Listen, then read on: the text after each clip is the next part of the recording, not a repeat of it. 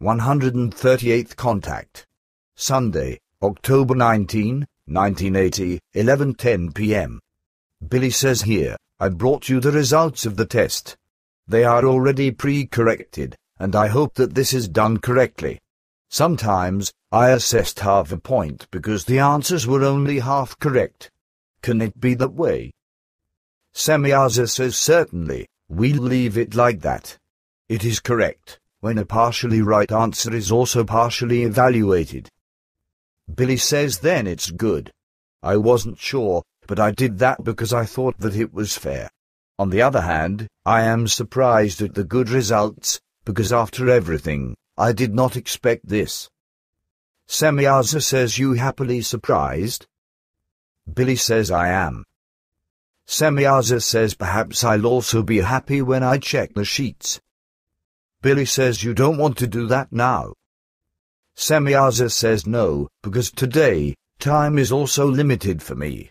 On Tuesday, I want to call you and give you an answer. Billy says also good. Then I can go back, yes?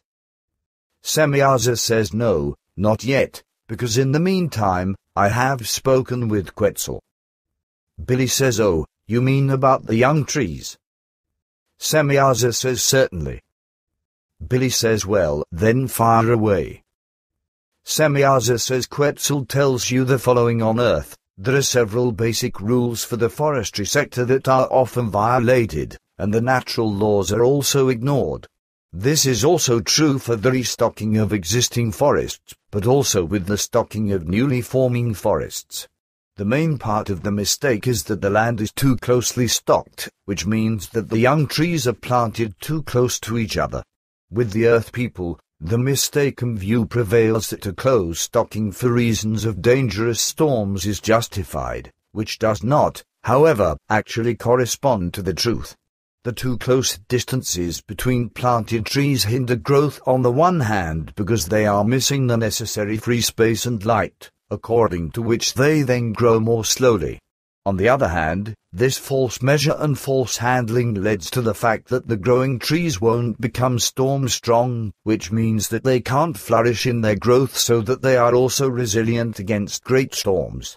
By the objectionable planting method, only tall and slender trees grow, which cannot be storm-safe in their diameter. Should storm-safe and strong trees grow accordingly, then these cannot, under any circumstances, be planted so close together that they mutually obstruct themselves in growth and that they become storm-unsafe, and besides this, they must be deforested at a later time in order to offer a possibility for growth and life to, at least, a part of them. The too close planting leads, in a broader way, to the fact that the younger natural wood can neither generate nor regenerate seeds, whereby the necessary space for tall growth will, of course, also be missing.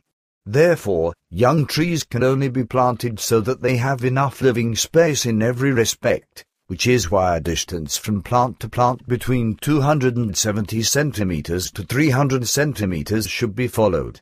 For this, an absolute minimum of 255 centimeters applies, which cannot be exceeded. Another evil to be seen in forests on Earth is that, in general, only monocultures are elected, which is fundamentally wrong. Only mixed forests are fully beneficial and appropriate for the use of wood, as well as for the prosperity and continuance of the birds and all forest animals. All these animals bring people more benefit than harm, but by people, they were reduced by poisons, chemicals, and hazardous hunting or even partly eradicated, and on the other hand, possibilities for life were taken from these animals by the monocultures of trees and by the removing of hedges and bushes, as well as through the advancing of construction into the open fields and to the edges of forest, etc. Billy says you haven't told me anything new. Semyaza says for the unknowing, however, this is of importance. However, I would still like to thank you now for the fact that you devote yourself daily to your study, even though it is very arduous for you.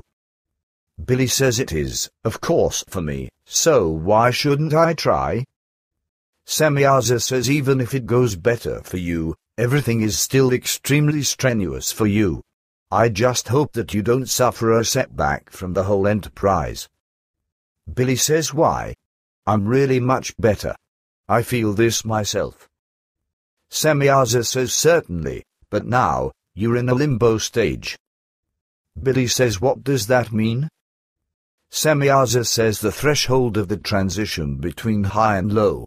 This stage is very critical, as you know. In this stage, the smallest, slightest, and most trifling occasion can lead to the fact that everything you've recovered in your health could collapse within the shortest time, which you should watch out for. It can only be hoped that no more negative actions appear from the group members which could lead to such a setback. Billy says, I hope not, because everything has been rather well recently. Semyaza says, that is also our conclusion. We have noticed all of the very great efforts, which entitle us to the hope that now, everything is still developing correctly, as it should have already been doing long ago. Billy says, I hope that it actually works. Semyaza says, we are all delighted about this development, which is why we also want to prove our relevant thanks by deciding to give you, in the coming time, a number of good photo opportunities for my new ship, which I should receive in the middle of this coming week. Billy says, that is fantastic.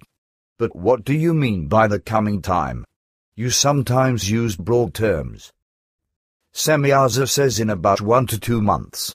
But now, my friend, it's my time to go. Until we meet again. Billy says, goodbye, my child. You have been a gigantic joy to me. Bye. The end.